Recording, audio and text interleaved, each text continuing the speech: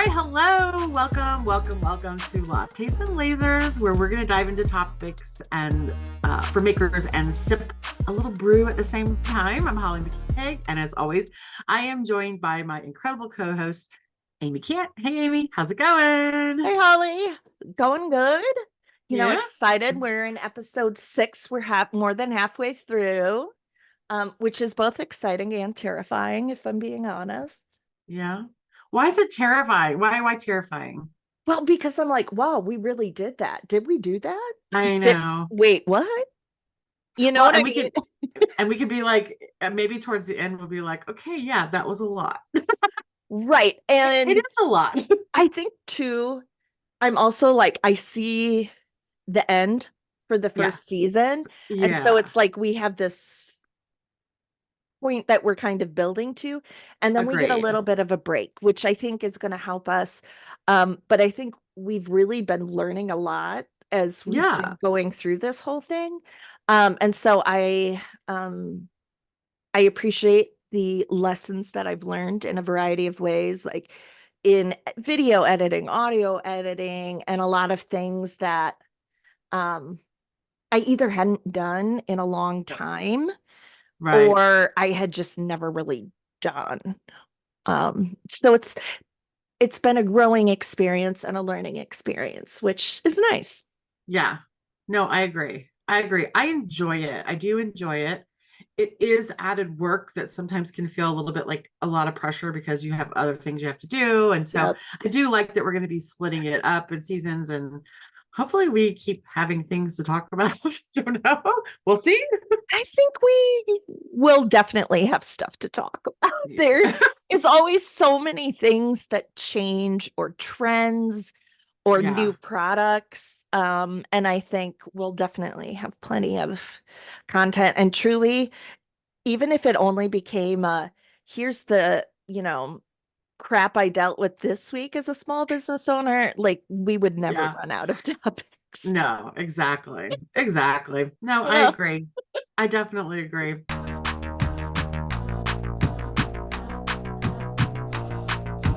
So, Holly, Yeah. it's that Yeah. time.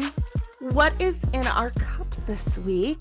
Well, I didn't bring the bag down. Oh, I know, That's shocker. okay. I But this can throw the graphic up. graphic up. Yeah. Yeah, so in this episode, we are indulging kind of in a more special treat. This is what I kind of think is probably a little bit more desserty kind of taste. It's Mhm. called Cookies and Creams by Bones Coffee. So it's like ice cream and like a cookie and cream ice cream kind of, but Mhm. like for your coffee. So it's called Cookies and Dreams. It is 100% um how do you say that? Arabica? Arabica. Uh, Ara- Arabica. I don't know. Arabica? Uh, yeah. But yeah, they Arabica? talk about it. I don't know. I don't know either. Somebody All tell right. Now us. I'm gonna go to Google it. Sound Hold it out. on. Yeah. Okay. Google it for us for a second while I do this. Okay. Does everybody like Arabica. does everybody like my mug, my new mug this week? This says Sobbin's Tears. I don't know. Arabica. Arabica. Arabica. Okay. I We mean, we learned were something. close. Yeah, sort of. We may want to cut part of that out. Yeah. I don't know. We'll Maybe it's see. we'll see. But yeah, it's kind of like that. Those I don't want to say the trademark name, but kind of like that Oreo cookie kind of taste. Mhm. You know what I mean? So yeah, it's pretty good. I kind of like it. Yeah. So I know that when we were doing some research for this, and then I'll share my thoughts on it. Okay. Um, you found that like these coffees are keto friendly, which a lot of people who are doing keto or low carb, um, Right. there's no added sugars or sweeteners. Um, and so sometimes the flavored coffees have a lot of additives, so that's kind of Yeah. nice. They're certified gluten-free, which is always good for me. And then kosher, which is another pretty significant Yeah. certification. They say Yeah. they're free of all allergens, but they aren't. Bones Coffee, the brand, isn't certified as fair trade. Correct. They've taken a stand because the cost that the farmers paid to be fair trade, they feel negates the benefits. So they ensure they negotiate fair prices with their farmers and source things ethically. Yeah, and I didn't even know that it affected farmers in that way. I really didn't. So it's kind of Mhm. nice to see their take on it. But yeah, it's a family operated company, very small. I think they said about 50 employees or so. I don't know. I like to support small companies, but Mhm. I will say this coffee brand kind of took over my social media feed. You know how like Mhm. advertising starts happening? They're doing retargeting ads. Yeah, they have they have so many creative coffees, right? They have like I think they're the ones that have like a the nightmare not nightmare. What is that? What is the Christmas Nightmare with Before Jackson? Christmas. Yeah, they had something like that. They had something kind of based off The Godfather. I mean, like they have a lot of that kind of stuff, which is Yeah, I kind of think funny. I remember that brand coming up when I was looking for a couple of coffees for my selections, and Yeah, then I decided not to go with them because we were already going to be doing this one. yeah. Um, So but it's very sweet. yeah, So I think it's definitely one of those things where I think as a dessert coffee might be kind of nice. yeah. Or like a I'm treat in the afternoon. Yeah, I'm gonna be honest. I'm not a huge fan of it. Yeah. I don't hate it. Like I Yeah. don't have a ew gross. Um, and I don't really have a good reason why. It's just there's something in the taste that it's just not maybe my favorite.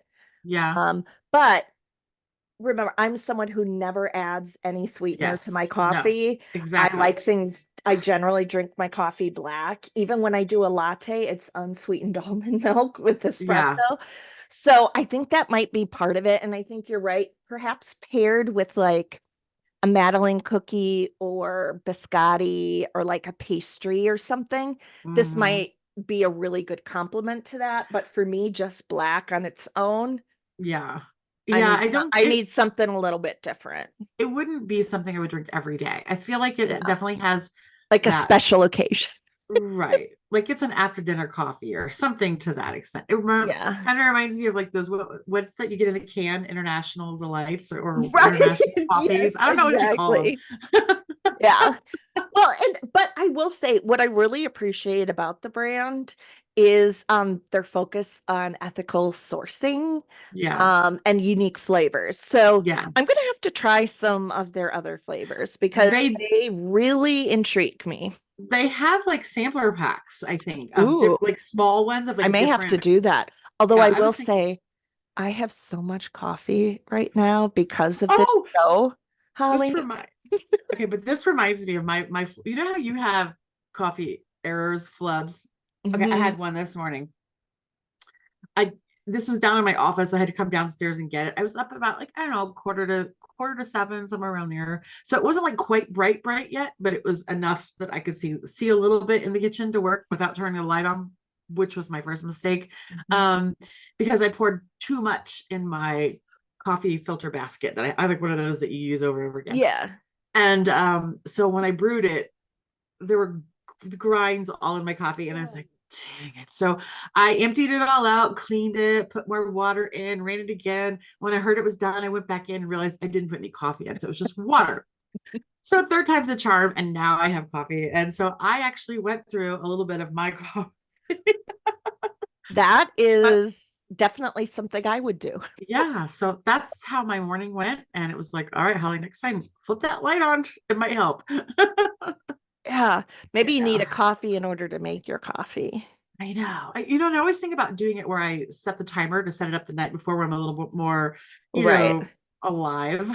And that way in the morning it's just like done for you. But sometimes I do stuff like that too. That, It is what it Holly, is. that requires exceptional executive functioning skills Right. Well, and I've got things to foresight do in to the plan morning. ahead.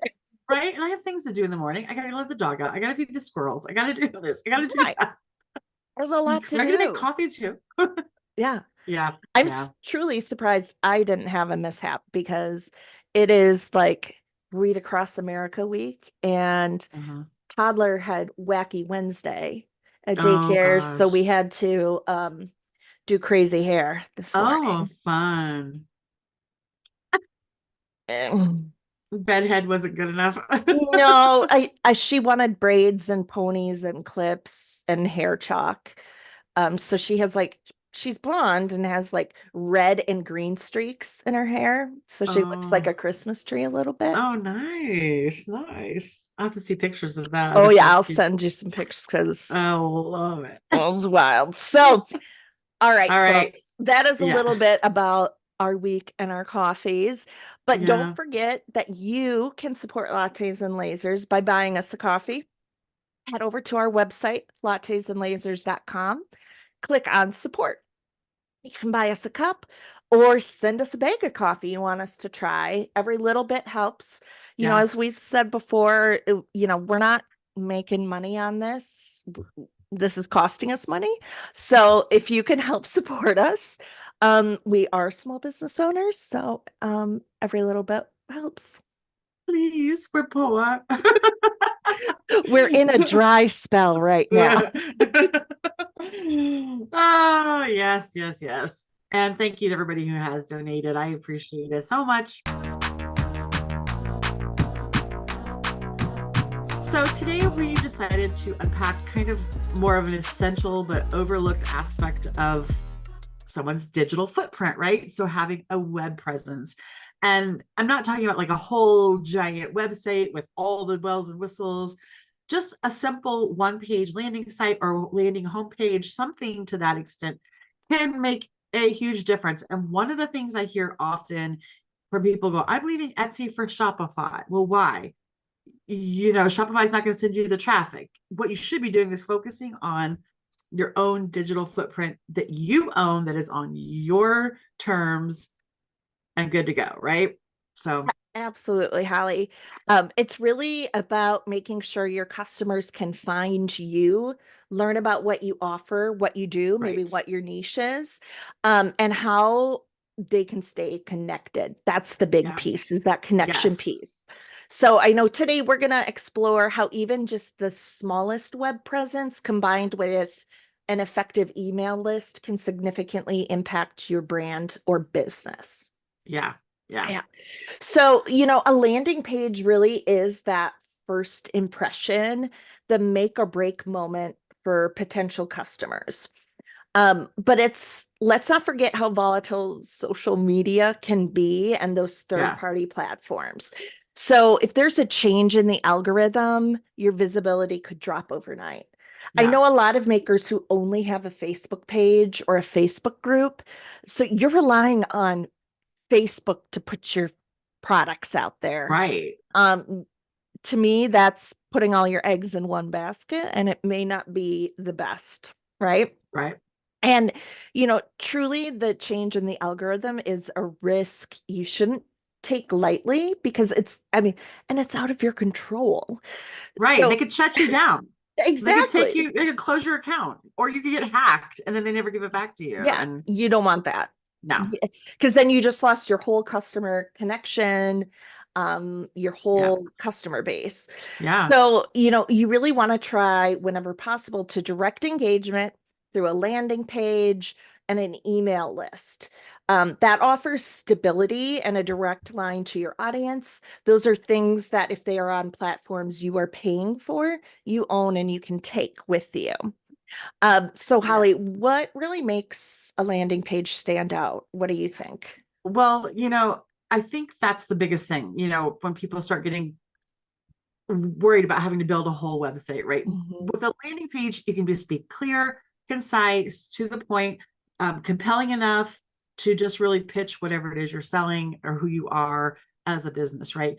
But it does have to be SEO friendly. That's a big, big thing. And I know SEO can be a little confusing for people, but it really just keeping it simple, clear, concise with SEO just means it'll load faster. You can focus on mobile responsiveness. You can provide a clear call to action without like so many pages to have to dive through to get to it. Mhm. Yeah, it just makes it easy, right? Right. And to really be SEO friendly, you need to know about some popular long tail keywords for your business or your products. And make sure you build those keywords into your content and Yeah. the photography metadata as well. It's a lot to understand and to try to do research on. Yeah. So you may want to hire an expert to do that for you. There are a lot of paid tools for help finding those keywords that you may not have the budget to pay for long term. So it may be best to just hire someone to do some of that research for you. Yeah. SEO is overwhelming. I think a lot of people don't really spend a whole lot of time in it. And I know I did. I spent just a ton of time diving into SEO, using certain tools like what you talked about, Mhm. just to kind of really get going with it. And I do talk about it in the terms of like product listings a lot on the blog over at the Laser Collective, just to kind of help people figure that out. Cool. It pretty much works the same way. Like once you've researched those product friendly SEO terms, those long tail keywords, you can use those in your content for your landing page. So, yeah. Yeah. And, you know, one of the things that I always am telling folks, so for those of you who don't know, I have worked in the web development and content management space for almost 20 years.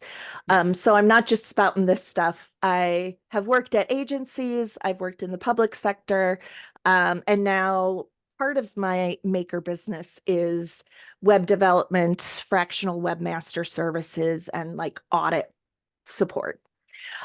So one of the things that I often tell clients or potential clients is that you really have to think about your business's niche or like Yeah. what your focus is, and write content to support that. You have to do the work. Yeah. People aren't just going to come. You have to do some work and some Yeah. research. And so if you do a little bit of everything, don't try to write content that is a little bit of everything. Yeah. It's Pick too some of your confusing. big areas, Yeah. right? It's Absolutely. Absolutely. Yeah. and And I think that that's where too people get a little bit like when they're like on sites like Etsy selling and they have like all the different things and they can't figure out how to get traction, a lot of it falls into that confusion type thing too. So I'm right, all about niching for sure. absolutely. And a really well-designed landing page can really help capture information from your Yeah. visitors, like email addresses through forms or incentives, like sign up for this and you get a freebie or a discount. And that can help you build an email list. And I know we're going to talk Right. about that in a little Yeah. bit. Yeah. But unlike a website homepage that has multiple different purposes. It's, a homepage is really kind of showing all the things that you do. Right. Um, a landing page is going to be created with a specific goal or call to action in mind, such as signing up for a newsletter, downloading a resource, making a purchase. And that helps increase the chance of conversion. Yeah. And they really offer a cost-effective way to reach your audience. And then you can have like targeted ads or posts on your social media or elsewhere that direct people to that. Um, and really then utilize the landing page as a tool to engage with your audience. Um, communicate your value proposition and ultimately grow your business. But Right. it can be really overwhelming when you're trying to figure out how you get started, right, Holly? Yeah, yeah. And I want to talk about platforms, but remind me towards the end, like let's talk to the listeners a little bit about like maybe potential costs. I know we didn't put this in our Yes. show notes, but maybe we can just kind of give them an idea down the Yep. road. But yeah, there are a lot of platforms out there. So when you're thinking like, okay, where do I go? What do I do? Like I said before, sometimes people go, oh, I'm going to leave Etsy for Shopify. Okay, but think about it. Why? Shopify is not going to send you customers like Etsy sends you Mhm. customers. If you're just looking for a different platform to also sell at, that's okay. But like thinking about what you want to use, right? So first thing you have to do is you have to buy a domain name. So a domain name is basically that call that name you're using that you're typing in your URL. Lattesandlasers.com. That's our domain name, right? Mhm. So sites like namecheap.com, you can go in and secure a name. A lot of people think that you have to buy your domain name and host your website at the same place. You don't. You can use a place like Namecheap, which I've liked to purchase at. I know that people like other places, but I can remember when there were a lot of like legal issues going on with like domains and different things a few years back. Namecheap was one of those that really stood up for the customer, and Truly though, with Namecheap, they are one of the best in my opinion. That's where yeah, I always recommend people use, yeah, which is, we agree on that, so that's good, right? But I think what's nice about them is the costs are very reasonable very, and they include the privacy protection for free. yeah. Whereas other domain registrars could charge you as much as like Oh yeah, $150 or more a year for the domain. yes. And I don't think I've ever paid more than $15 a year with Namecheap. Yeah, it's pretty inexpensive, and you can there are add-ons and different things like that too, which you can buy an email address through there if you need it. Say you're not going to set your website up right away, you just need to do an email, you could do that through there. And we'll talk about email as we get going, but another thing is making sure that your domain and your social media handles work out together, right? So there is like a site like namecheck.com. You can type in what you want your domain name to be, and it'll pop up like possible URLs you could use or domain names you could use, and it'll have like, oh, this Facebook's not available or Instagram's not available. And I will say, 10 years ago it was easy to grab everything. And now it's not, it's a lot harder, right? So Mhm. just going in through and trying to find everything to make sure before you lock in on something, just doing your research to see if that's going to work for you. So yeah, so when it comes to platforms, so a platform would be like a Shopify, right? So when people seem to know that pretty easily, like they know what that means. But one of the ones that you and I prefer are WordPress, and I have both a Shopify and several WordPresses, so I have a good experience with both of them. But WordPress is free, right? It doesn't cost you anything other than hosting your website. So there is like the WordPress.org, which is self-hosted, or Mhm. not self-hosted, hosted third party. Yep. And then, oh wait, did I say that right? .com. No. WordPress.com is, Yes, is yes, the hosted they by host, Automatic, the correct. parent company of WordPress. And But the the .org is WordPress.org is where you host and you install the content management system correct. on your server. And I think that confuses people sometimes because they'll go to WordPress.com and then they'll think, okay, I'm good. But and I'm like, well, no, it's not yours. So just so we're Hmm. clear, everybody knows it's the WordPress.org, so that you can get that. So once you have your domain figured out, you've purchased it, you've got the social handles, you can then pay for hosting. So I use SiteGround a lot. I think you do too. Yeah, I Site use SiteGround and my other favorite is WP Engine. But again, that's because I love WordPress. But right. SiteGround, you can install all sorts of Yeah. CMSs. Yeah, and SiteGround they do have WordPress specific hosting, so Mhm. it does make it a little easier. So once you've secured that, then you can download WordPress, install it, and all that jazz, right? So there are other sites, like I said, Squarespace and Shopify. It does make it a little easier. You don't have to know all the technical side of that type of thing. Um, they are third party, but not as bad third party, I would say, as platforms like Wix or Weebly. I think a lot of people have Yeah. looked at those before, and I would recommend staying away from them. And maybe they're fine in the beginning, but then it just becomes a lot harder for you later to have to make, you know, changes. But if you're looking at starting correctly right away, those would be ones I would avoid. So, for instance, like these types of third party platforms, you have limited control and customization. You're kind of limited to what they offer you. Mhm. And that can make it harder for you to customize it or just really stand out. Again, you are depending on these third party platforms, right? So you're subject to all their terms and conditions, just like Etsy. Shopify is the same Mhm. way. You are relying on their platform policies. So they could say, we don't like what you're doing, and you're gone. So when someone says I'm going to jump ship from Etsy to Shopify, I'm like, wait a minute, think about this here for a second, if that's really what you want to do. Mhm. You also have some SEO limitations, especially with those types of sites. Mhm. I know some of the better sites like Squarespace and Shopify have a little bit better options with SEO. I Mhm. know Shopify does. I don't know much about Squarespace, but I Yeah, know Squarespace gives you all of the SEO tools. opportunities for meta tag, description, title, alt Yeah. text, all of that you can do in Squarespace pretty easily. So yeah, and then you risk yourself for like slower loading times. One of the things I did like about Shopify was they do give you like a speed, there's like a speed test and it'll show you like here's how you could improve your Shopify site. So you're paying more, but you're getting better features versus these like free ones, right? Mhm. And then there is data ownership, which goes back to my whole philosophy of don't put all your eggs into Etsy. Have Right. a landing page, have an email list, because we see that.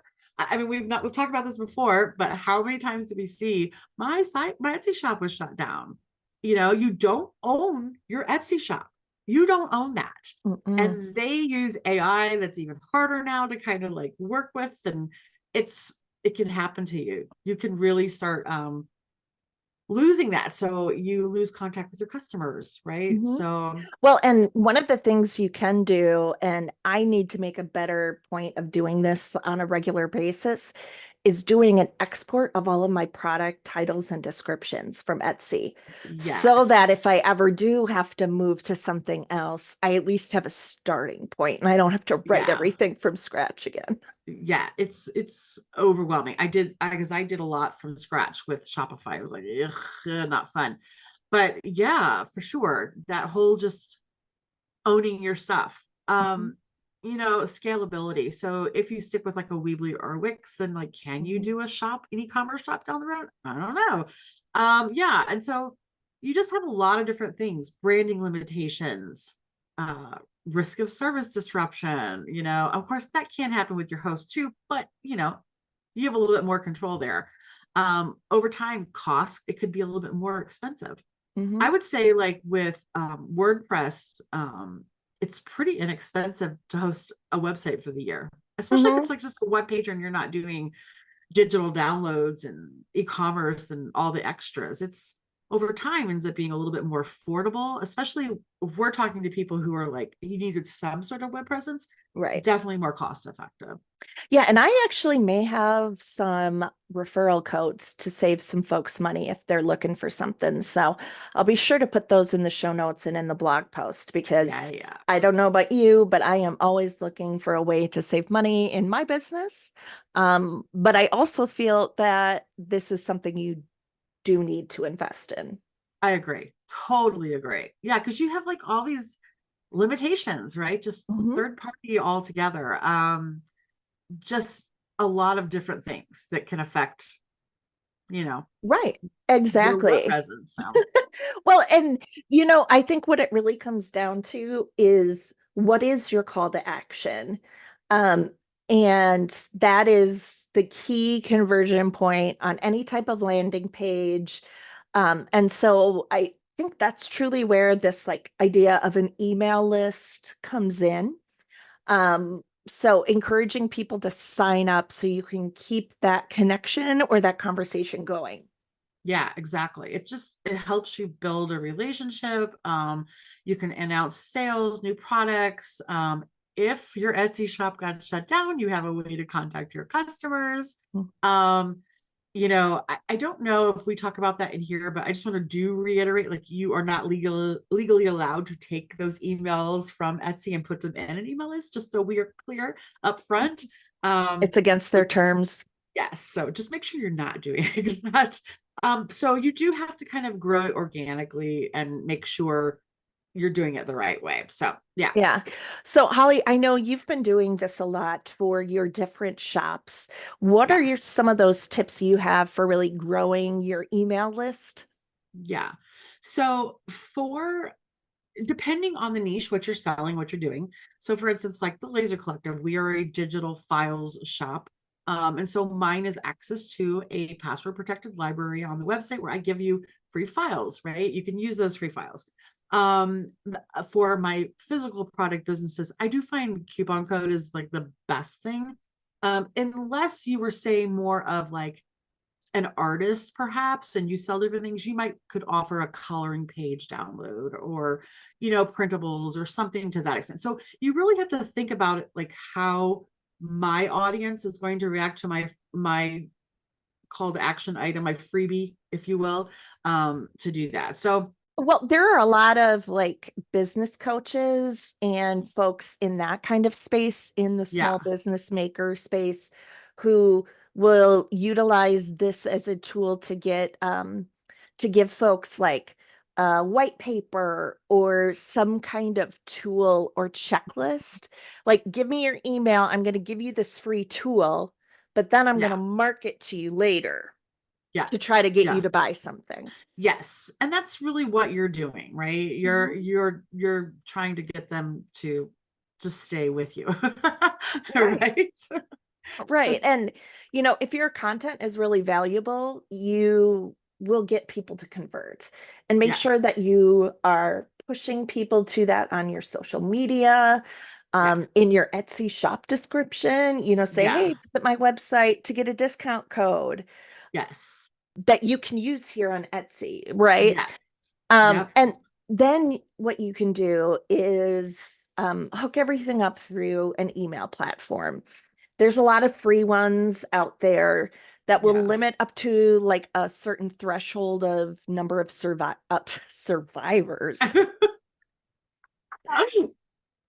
Holly, I know. Well, it kind of are. Survivor starts back up tonight, and so maybe that's where my head was. But Oh, I meant to say was that these free platforms, they're free to a certain number of subscribers. correct. Yeah, And they're a good way to get you started. Like MailChimp or MailPoet are a couple. yeah. I know right now I'm using MailChimp on one of my sites. And MailPoet, I'm using it for one that it's kind of integrated into my WordPress super easy. Hmm. It was super easy. Yeah. Well, and I found with MailChimp, I could design a pop-up for my WordPress site in Hmm. MailChimp. They gave me a little code that I popped Yeah. into my site header. And then this pop-up appears when you're on my site. It only appears like once every 5 to 7 days or something. There's a cookie Correct. associated with it. But it is just, hey, stay connected. Give me your email address, right? Yeah. And I didn't have to design anything No. or try to figure out something in WordPress. It was literally just copy this code, paste it over. Yeah. And then, there are some more paid options for these email lists, that, we'd recommend starting with the free ones. And Yeah. then if you have the need, then you can expand to some of the Yeah. paid versions like Yeah. Flowdesk, Aweber. I know a lot of people who use HubSpot as well, and Yeah. HubSpot does have a free version. But you will need to have a proper domain related email account for Yeah. all of these tools as of this year. You cannot Yeah. send things from a Gmail address. Yeah. They just they won't allow it for security. So that's where having that domain name so that you can have an email address, even if you're just having it redirect to a Gmail account. That's what Yeah. I have. I have a That's what Gmail I do. account, and then I have an Yeah. alias from my domain name, and everything comes into the same account, and nobody can tell the difference. Yeah. I used ConvertKit for a long time and it was expensive. But at the time, I think my email list was like about 8 or 9,000 at the time. And that was a different business. And I found Flowdesk, which at the time they were new, right? They were kind of new and they were still in beta about a lot of stuff. And so you got like unlimited subscribers for a certain amount. It was like sold, and I really liked it. And it was great. And then I fell for, let me go to Aweber, because Aweber used to do a thing where it integrated so that your Etsy shop could send an email and just say, hey, thanks for your purchase. Would you like to sign up for my email list? And then just recently, Etsy did away with it.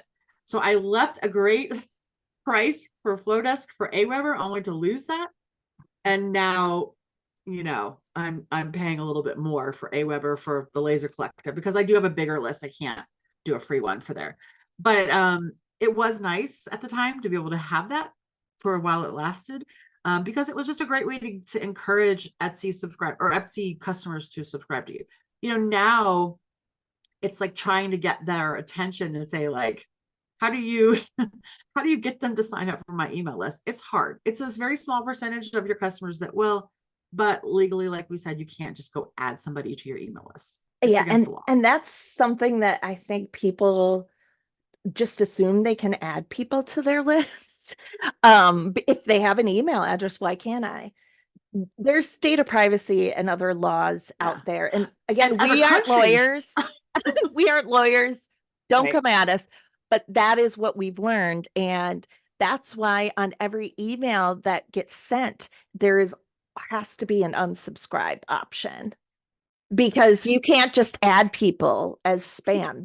And it's amazing how many people sign up and then be like, I didn't sign up for this list. I'm like, well, you had to because I cannot legally just add you. So, they forget and then they'll right. do like a complaint when they unsubscribe. That brings me to another thing is like when somebody starts out new with an email list and they're starting to build it and then they get unsubscribes, it can just like sting like, oh, this person doesn't want to subscribe to me anymore. Oh, it sucks.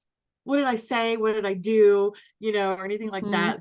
And I will say that goes away once you start building it and you have to pay. You're like, fine by me, get off my list. I don't have to pay for the next tier. Right. I'd rather have engaging subscribers who are going to buy from me and support me than people who don't want to read my emails. So It's the quality over quantity. it is very much. So somebody says, I have 10,000 subscribers.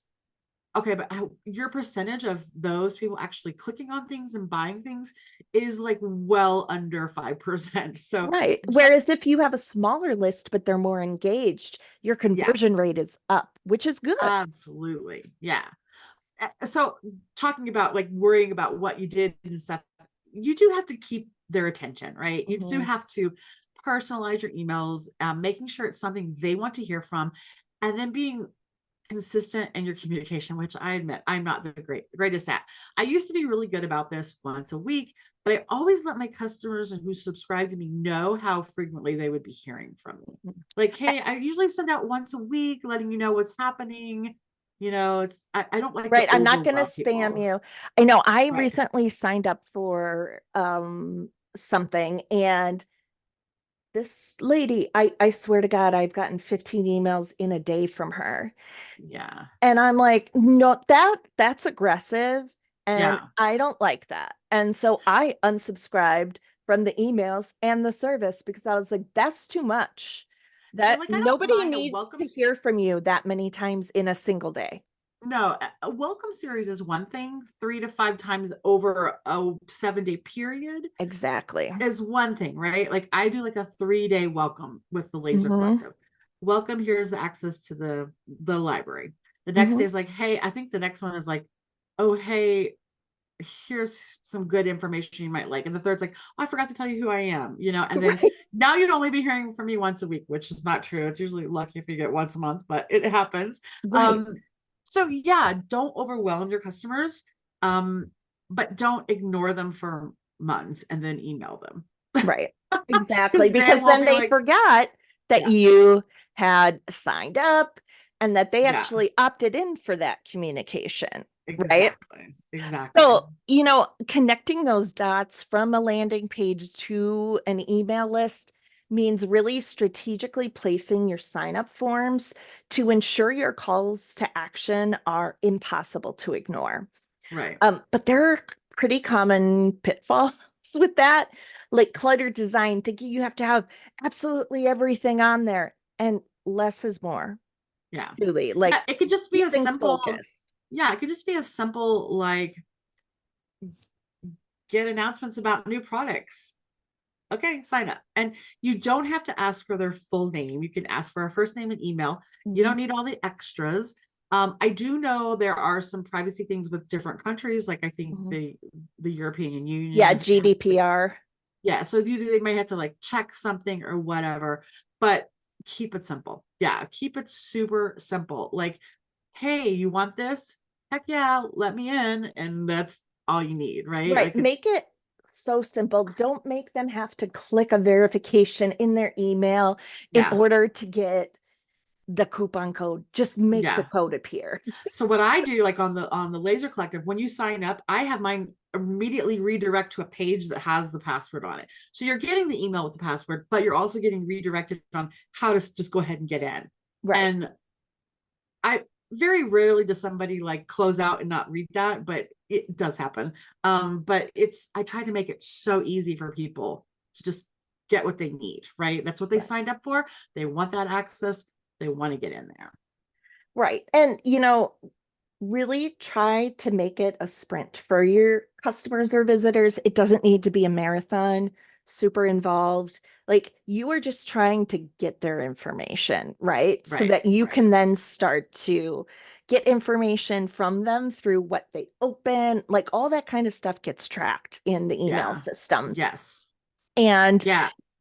having that really focused strategy is important. Yeah.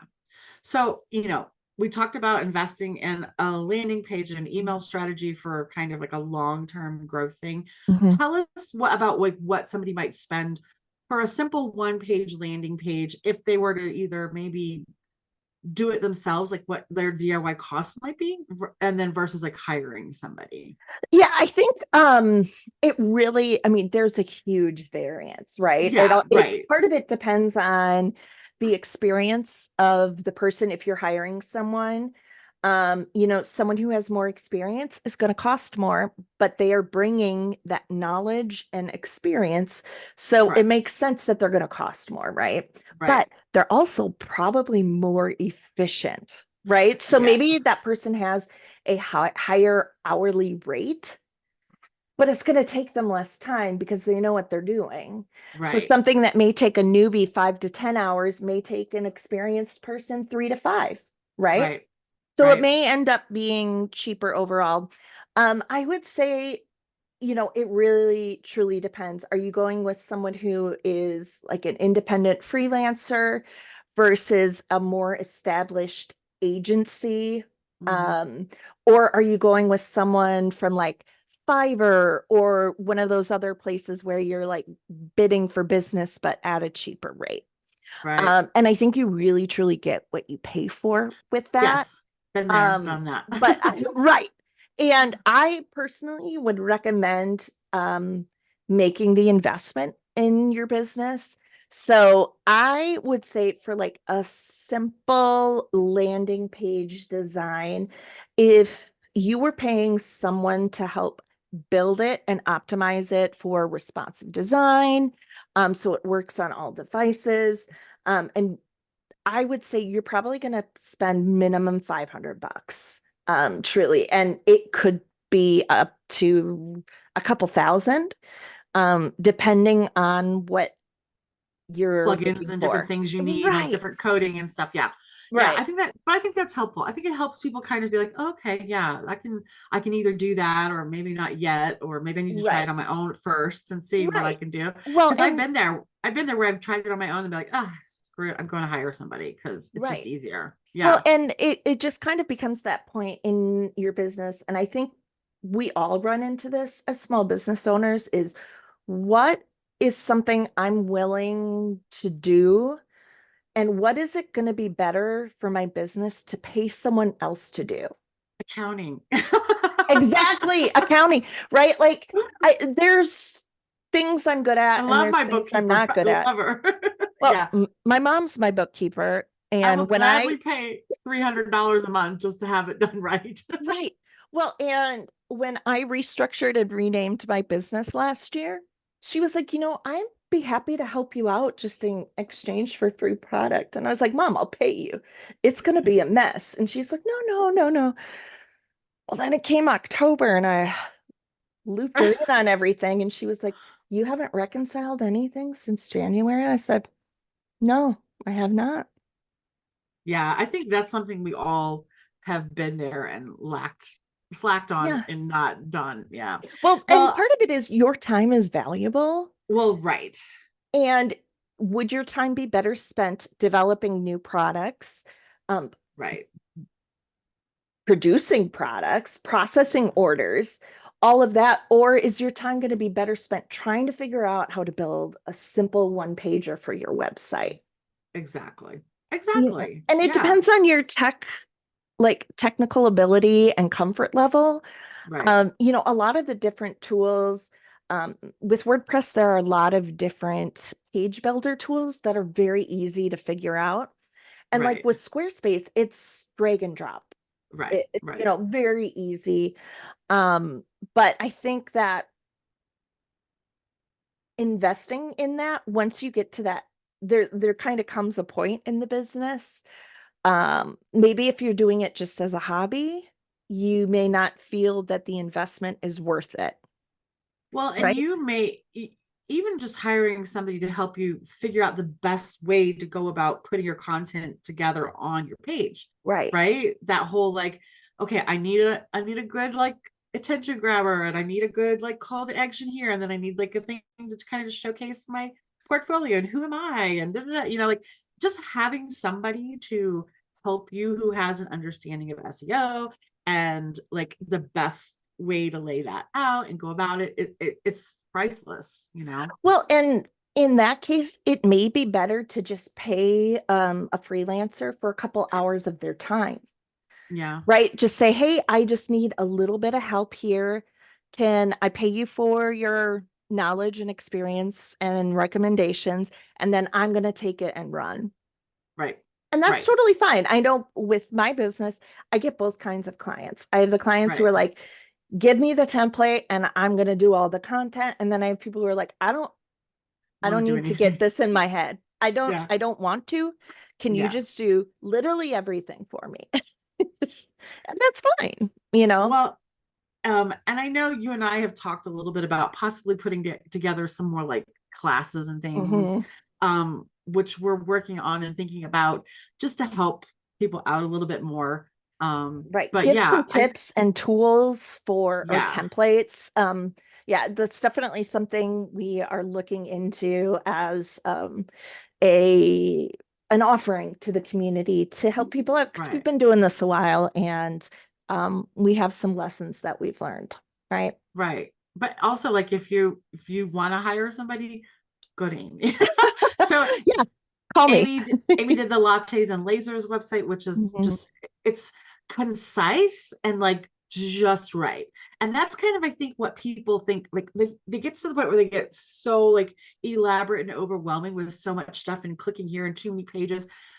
You can keep it super simple and concise to something Mhm. like that. Yeah, So where's your absolutely. website if they want Um, to reach out to you? SconnieSquirrelWP.com is my website for web services.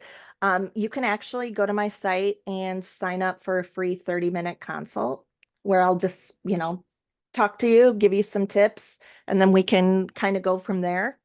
But the other thing I'm doing is I am offering an opportunity to have a website audit, which is where I go and I take a look at your website from a bunch of different angles: SEO, speed, accessibility, UX, which is user experience, design, content.